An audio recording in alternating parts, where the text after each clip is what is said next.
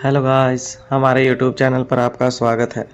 अगर आपको वीडियोस पसंद आ रही हैं तो प्लीज़ लाइक करें, कमेंट करें और शेयर करें। अगर आपने चैनल को अभी तक सब्सक्राइब नहीं किया है तो प्लीज़ चैनल को सब्सक्राइब करें। इधर अब्दुल्ला ने अपने साथियों के साथ रोहित और अनिका को चारों तरफ से घेर लिया था। वह रोहित से कहता है, सर प्लीज़ आप सभी यहाँ से चलिए, यहाँ रुकना आपके लिए ठीक नहीं। इसके बाद भूमि और कौटिल्य को भी कमांडो चारों तरफ से घेर कर खड़े हो जाते हैं।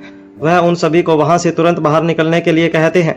इस पर रोहित वहां से जाने से इनकार कर देता है और जवाब देता है, यह छिपने का वक्त नहीं है, यह सामना करने का वक्त है। अब्दुल्ला जवाब देता है, ऐसी मुसीबत का सामना करना आपका काम नहीं है, वह हमारा काम है, हम इससे निपट लेंगे। आप सभी प्लीज यहाँ से चलिए। अब अनिका कहती है, अब्दुल्ला सही कह रहा है, आप सभी यहाँ से जाइए। रोहित कहता है, मैं तुम्हें छोड़कर कहीं नहीं जा रहा हूँ। तभी भूमि अनिका से कहती है, और मैं भी साथ आ रही हूँ। अनिका बाहर की ओर दौड़ पड़ती है जहाँ इस वक्त विविध काया मौजूद था। बाकी सभी भी अनिका के पीछे पीछे उसी ओर दौड़ पड़ते हैं। अनिका विविध काया से 100 मीटर की दूरी पर ही उसकी नज़र से दूर अंधेरे में ही रुक जाती है। अनिका और रोहित दोनों ही बिना हथियारों के थे, जबकि भूमि और कौटिल्य ने अपने अपने हथियार अपने हाथों में निकाल रखे थे। विविध काया लोहे की तारों को इस तरह तोड़ रहा था जैसे कि कच्चे धागों को तोड़ रहा हो। उसकी ताकत देखकर सभी दंग रह जाते हैं। ठीक इसी वक्त विविध काया अपने आप को सभी बंधनों से छुड़ा लेता है। विविध काया को कमांडोज ने अपने अपने हथियारों के साथ चारों तरफ से घेर रखा था। अब तक वह यह बात जान चुके थे कि उस पर गोलियों का कोई असर नहीं होने वाला है। जितनी गोलियां उसकी तरफ चलाई जाएंगी वह वापिस कमांडोज को अपने सीने पर झेलनी होगी। अनिका अपने पास मौजूद एक कमांडो से वायरलेस ले लेती है और फिर उसी वायरलेस से ऑर्डर देती है, उस पर कोई भी गोली नहीं चलाएगा। Start plan B. Damayanti Devi का किला। अब तक दमयंती देवी को यह खबर मिल चुकी थी कि मारवा हाउस में विविध काया के मौजूद होने का रहस्य खुल चुका है, और इससे पहले कि वह लोग विविध काया की ताकत के बारे में जान पाए, विविध काया आज अपने काम को पूरा करने के लिए उन लोगों से आमने सामने की टक्कर लेने वाला है। दमयंती देवी वहां का पूरा नज़ारा अपनी आंखों से देखना चाहती थी। उसे पूरा भरोसा था कि ऐसी स्थिति में अनिका लड़ने के लिए सामने जरूर आएगी। आखिर ऐसी कौन सी माँ होगी जो अपनी औलाद पर संकट आए और चुपचाप खड़ी होकर देखती रहे। जब बात अनिका जैसी ताकतवर माँ की हो तब वह जरूर आगे आएगी। वह अपनी आंखों से अनिका को लड़ते हुए देखना चाहती थी। रुद्रमा देवी दमयंती से कहती है, क्या तुम्हें लगता है कि वह सामने आकर अपना भेद खोलेगी? रुद्रमा देवी की बात पर दमयंती देवी ठहाका मारकर हंस पड़ती है। हा हा हा हा। दमयंती देवी हंसते हुए रुद्रमा देवी से कहती है, तुम भी कैसी बातें कर रही हो? वह स्वाति मल्होत्रा की बेटी है, उस स्वाति मल्होत्रा की जिसने अपनी बेटी की जान बचाने के लिए अपनी पूरी जिंदगी दांव पर लगा दी। क्या इसमें अपनी माँ का इतना भी अंश नहीं है कि यह उसके नक्शे कदम पर चले? फिर दोबारा से हंसने लगती है। दमयंती देवी बेहद खुश थी, उसकी मुराद पूरी होने वाली थी। वह आगे कहती है, तुम चिंता मत करो रुद्रमा देवी, इसे अपनी माँ के सभी गुण मिले हैं, यह गुण भी उन्हीं में से शामिल है। अपने बच्चों को बचाने के लिए आज वह सामने जरूर आएगी। इसके बाद रुद्रमा देवी और दमयंती देवी दोनों ही अपने किले की अंडरग्राउंड रिसर्च लैब में चली जाती हैं। दमयंती देवी के वहां पहुंचने से पहले ही सभी तैयारियां कर दी गई थी।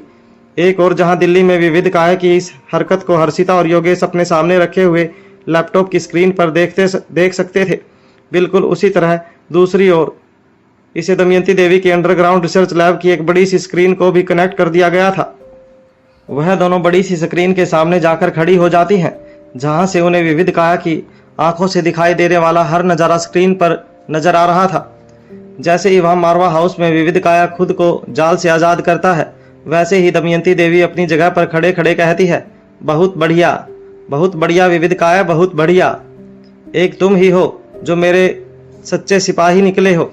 कुचल डालो सबको, चींटियों की तरह मसल डालो और उठा लाओ उसके किसी भी एक औलाद को। अब रुद्रमा देवी दमयंती देवी से पूछती है, और अगर वह लड़ने के लिए सामने नहीं आई तो?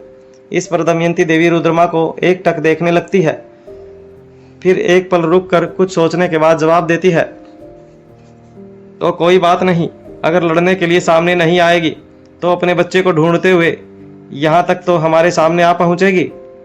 बस आज विविध काया अपने मकसद में सफल हो जाए, उसके बाद सारा खेल हमारी मुट्ठी में होगा, जिसका बरसों से इंतजार है, हम उसके बेहद करीब होंगे। मारवा हाउस। ठीक इसी वक्त मारवा हाउस के ग्राउंड में मौजूद कौटिल्य अनिका के कान में धीरे से कुछ कहता है। अनिका एक पल कौटिल्य की ओर देखती है और फिर अपनी गर्दन हिला देती है। विविध काया एक बार फिर से जैसे ही बालकनी की ओर बढ़ता है तभी कमांडो विविध काया पर बड़े बड़े लोहे के गोले जो लोहे की मजबूत मोटी तारों से जुड़े हुए थे उनसे हमला करते हैं। यह बंधे हुए मोटे मोटे लोहे के गोले जाकर विविध काया के पैरों में लिपट जाते हैं, जिसकी वजह से उसकी गति अवरुद्ध हो जाती है और वह आगे नहीं बढ़ पाता। विविध काया खुद को इस बंधन से आज़ाद करने के लिए अपनी ताकत का इस्तेमाल नहीं करता, बल्कि अपनी अद्भुत क्षमता का प्रदर्शन करता है। वह अपने आप को पतले और बेहद लंबे बांस जैसे आकार में बदल लेता है, जिसकी वजह से वह बंधन जमीन पर जा गिरता है। इससे भी ज्यादा अचंभित करने वाली बात यह थी कि इस बार विविध काया की गति अति तीव्र थी। वह फिर से अपने आप को रोबोट में बदल लेता है और आगे बढ़ने लगता है। अब फिर से बार बार उस पर पहले वाली तकनीक का ही इस्तेमाल किया जाता है। विविध काया पलक झपकते ही हर बार खुद को आज़ाद करके एक कदम आगे बढ़ जाता है। अब कमांडोज की टीम उसके पीछे की ओर से उस पर यंत्रों की मदद से लोहे के भारी गोलों और पत्थरों को फेंक कर हमला करती है। इससे भी विविध काया पर कोई असर नहीं पड़ता, लेकिन अब वह लगातार किए जा रहे इन हमलों का प्रत्युत्तर देने के लिए कमांडोज की तरफ मुड़ जाता है। वह अपने पैरों की मदद से वहां पड़े हुए सभी भारी भारी पत्थरों को वापस उन्हीं की दिशा में फेंकने लगता है। उसके एक एक वार से वह गोले और पत्थर इस तरह से उड़ रहे थे जैसे हवा में बहुत सारी फुटबॉल उड़ रही हों। कमांडोज जमीन में खोदकर बनाई गई बेस सुरक्षा गड्ढों में झुककर अपना बचाव करते हैं। जब विविध काया के किसी भी प्रकार से किसी भी कमांडोज को कोई भी नुकसान नहीं पहुंचता, तब वह गुस्से से उसी ओर बढ़ने लगता है जहां कमांडोज छिपे हुए थे। ठीक इसी वक्त एक कमांडो अपना हाथ ऊपर करता है और उसकी एक उंगली दिखाई देती है। ठीक एक सेकंड बाद दूसरी उंगली और उसके एक सेकंड बाद तीसरी उंगली दिखाई देती है। जैसे ही हवा में उसकी 3 उंगलियां एक साथ दिखाई देती हैं, विविध काया के नीचे की जमीन फट जाती है और वह उसके अंदर चला जाता है। दरअसल यही था प्लान भी, जिसमें विविध काया को कैद करना शामिल था, ताकि जब तक वह खुद को आज़ाद कराए तब तक सिक्योरिटी टीम और सभी कमांडोज को सभी घरवालों को सुरक्षित करने के लिए कुछ समय मिल जाए। ठीक इसी वक्त जब विविध काया जमीन के अंदर कैद था, तभी परशुराम सूर्यवंशी अपने साथियों के साथ सभी लोगों को घेरे के बीच में लेकर सुरक्षित जगह पर ले जाने लगते हैं। इस वक्त पूरे घर में हलचल मची हुई थी। सभी जानना चाहते थे कि आखिर चल क्या रहा है। इतने में एक नौकर डर से कांपते हुए कहता है, मारवा हाउस पर हमला हुआ है। तभी परशुराम सूर्यवंशी उसे डांटते हुए कहता है, बिना किसी जानकारी के अपना मुंह मत खोलो और बिना वजह सभी को डराओ मत। फिर वह बड़े ही प्यार से सभी की ओर देखते हुए कहता है, इस असुविधा के लिए मैं हाथ जोड़कर माफी मांगता हूँ, लेकिन घबराने की कोई बात नहीं है। यह सिर्फ एक मॉक ड्रिल है। हमें हर परिस्थिति के लिए तैयार रहना चाहिए। आज की यह प्रैक्टिस खास हमारे सिक्योरिटी गार्ड्स के लिए है। यह हमारे कमांडोज की क्षमता की जांच है कि समय पड़ने पर वह मारवा हाउस में रह रहे सभी लोगों को किस प्रकार सुरक्षित कर पाएंगे। जैसे जैसे मारवा परिवार के दुश्मन बढ़ते जाते हैं, वैसे वैसे हमें भी अपनी योजना और ताकत को मजबूत करना होगा। इसके अलावा आप सभी को भी इस बात का पता रहेगा कि ऐसी कठिन परिस्थिति में आप सभी को क्या करना है। इस वक्त जहां विविध काया मौजूद था, वहां लोहे की मोटी मोटी दीवारों से तैयार किया गया एक चौकोर कमरा था। जैसे ही विविध काया के पैर उसके ऊपर पहुंचते हैं, वैसे ही ऑटोमेटिक दरवाजे को कमांडो के इशारे पर खोल दिया जाता है और वह उसके अंदर गिर जाता है। उसके अंदर गिरते ही दरवाजा खुद ही बंद हो जाता है। अब तक सभी विविध काया की ताकत के अच्छे खासे नमूने देख चुके थे। सभी को यकीन था कि उसे इस तरह ज्यादा देर बंद नहीं रखा जा सकता, इसलिए अगले कदम की तैयारी जितनी जल्दी हो सके करनी होगी। सभी को पूर्ण विश्वास था कि उन्हें अगली तैयारी के लिए कम से कम आधे से 1 घंटे का समय अवश्य मिल गया है। सभी अनिका के इशारे पर अनिका और रोहित के पास आ पहुंचते हैं और वहां से सीधा सबसे करीबी हॉल में इकट्ठे हो जाते हैं। वहीं दूसरी ओर नीरज सांगवान और कैमरा विजिलेंस टीम इस वक्त मारवा हाउस में मौजूद हर कमरे पर निगाह जमाए बैठी थी। रात के वक्त भी पूरे मारवा हाउस में इस तरह रोशनी फैली हुई थी जैसे दिन का उजाला फैला हुआ हो। मीटिंग हॉल में सभी अपनी अपनी पोजीशन लेकर खड़े हो जाते हैं। सामने ही स्टेज पर रोहित, अनिका, भूमि और कौटिल्य जा खड़े होते हैं। अब्दुल्ला और उसके साथी भी वहीं आसपास खड़े हो जाते हैं। तभी भूमि कहती है, अगर आप सभी में से किसी के भी पास कोई सुझाव है तो वह दीजिए कि इस समस्या से निपटने के लिए या इसे टालने के लिए हम क्या कर सकते हैं। तभी एक कमांडो कहता है, जैसे हमें काम करने के लिए एनर्जी की जरूरत होती है, सभी मशीनरी किसी न किसी तरह की एनर्जी का इस्तेमाल करती है। अगर हमें यह पता चल जाए कि इसकी एनर्जी को खत्म कैसे किया जा सकता है और दोबारा से एनर्जी लेने से कैसे रोका जा सकता है, तो शायद बात बन जाए। इस पर कौटिल्य जवाब देता है, यह उपाय अच्छा है, लेकिन इसका बैटरी बैकअप कम से कम 30 से 36 घंटे का है। इतने घंटे तक इसका सामना करना या इसे रोक कर रखना आसान नहीं होने वाला है। यह तरकीब केवल तब काम आ सकती है जब हमें इतने घंटे तक इसे रोकने का कोई उपाय खोज लें। लड़ते हुए भी अगर यह हमारी आंखों के सामने से ओझल हो गया तो खुद को आसानी से चार्ज कर सकता है और फिर वापस पूरी ताकत के साथ लड़ने के लिए दोबारा खड़ा हो सकता है।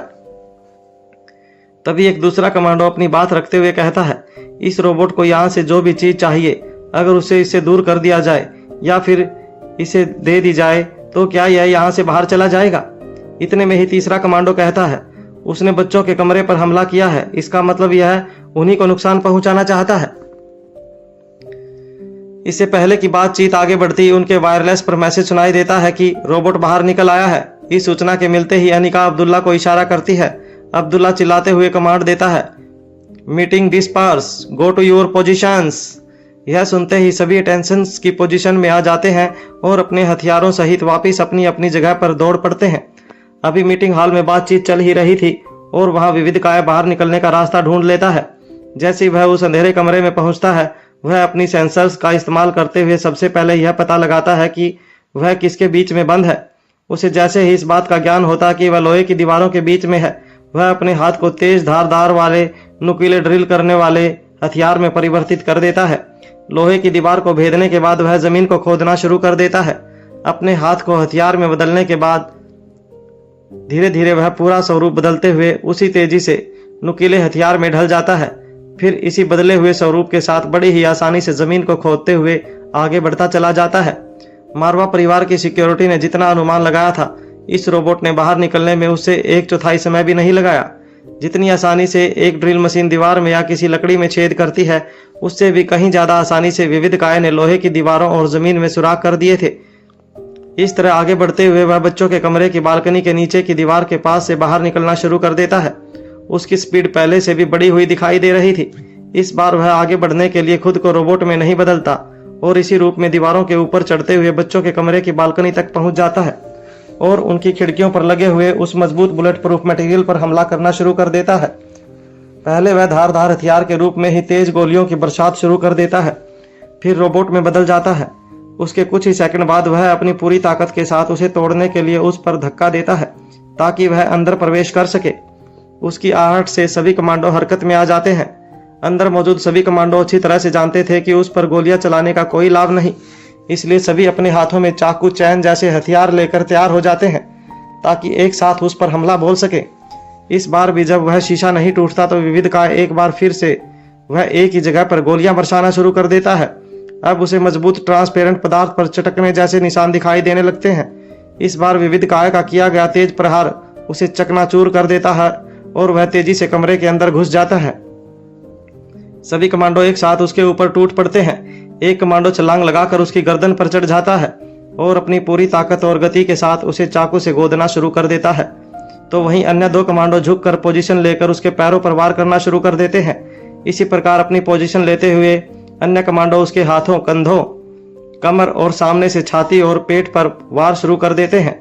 लेकिन कुछ ही पलों में वह समझ जाते हैं कि उनकी कितनी भी मेहनत का कोई भी फल नहीं मिलने वाला है। उनका किया गया कोई भी वार उसके शरीर पर किसी भी तरह का नुकसान पहुंचाने में सक्षम नहीं था। एक ही जगह पर लगातार कई बार तेज वार करने पर कुछ काटने जैसा निशान बना, लेकिन अगले ही कुछ सेकंड में वह खुद ब खुद गायब हो गया। इससे अब यह बात भी स्पष्ट हो गई थी कि उसकी हीलिंग प्रोसेस बहुत तेज है। इसके अतिरिक्त उसे अपनी रिकवरी करने के लिए किसी बाहरी संसाधन की जरूरत नहीं है। यह जानते हुए भी कि उसे जीत पाना संभव नहीं है, सभी कमांडो पूरी बहादुरी से लड़े। लेकिन कुछ ही पलों बाद जब विविध काय को पूरी स्थिति समझ आ जाती है, तब वह सभी को एक साथ उठाकर दरवाजे की ओर फेंक देता है। ठीक इसी वक्त अनिका, रोहित और उनके साथ कुछ कमांडो दौड़ते हुए बच्चों के कमरे के दरवाजे तक पहुंच जाते हैं। जैसे ही वह दरवाजा खोलने के लिए आगे बढ़ते हैं, उससे पहले ही उन सभी को कमरे के अंदर से दरवाजे से टकराने की तेज आवाज आती है। जैसे ही एक कमांडो दरवाजा खोलता है तो उसके सामने उसके सारे साथी ढेर पड़े हुए दिखाई देते हैं। विविध काय ने उन्हें इतनी जोर से पटका था कि कोई भी दोबारा खड़ा नहीं हो पाया। सामने का नजारा देखकर सभी सदमे में आ जाते हैं। उसने अपनी गोद में आर्यन को उठाया हुआ था। सभी गार्ड्स अपनी अपनी पोजीशन ले लेते हैं, लेकिन तभी भूमि कहती है, गोली मत चलाना, यह आर्यन को भी लग सकती है। रोहित यह सब देखकर जैसे ही आगे की तरफ लड़ने के लिए बढ़ता है, अनिका उसका हाथ पकड़ लेती है। रोहित अचंभित आंखों से अनिका की ओर देखने लगता है। फिर वह बोल उठता है, तुम ऐसा कैसे कर सकती हो? हमारा आर्यन खतरे में है। अनिका, तुम्हारा अपना बेटा है उसके पास। अनिका घबराई हुई ऊंची आवाज में रोहित से कहती है, मैं तुम्हें उसके पास नहीं जाने दे सकती। क्या तुमने देखा नहीं कि उसके लिए हमारे जैसे इंसान चींटी मकोड़ों जैसे हैं? हाँ, मुझे मालूम है वह मेरा बेटा है, लेकिन अपने बेटे के साथ साथ मैं तुम्हें अपनी जिंदगी खतरे में नहीं डालने दे सकती। तुम उससे लड़कर भी उसका कुछ नहीं बिगाड़ पाओगे। यह एक रोबोट नहीं बल्कि एक हैवान है। इसे जाने दो यहाँ से। हम मिलकर अपने बेटे को ढूंढ लेंगे। अपने बाकी के 2 बच्चों के बारे में सोचो, तुम्हारे बिना उनका क्या होगा।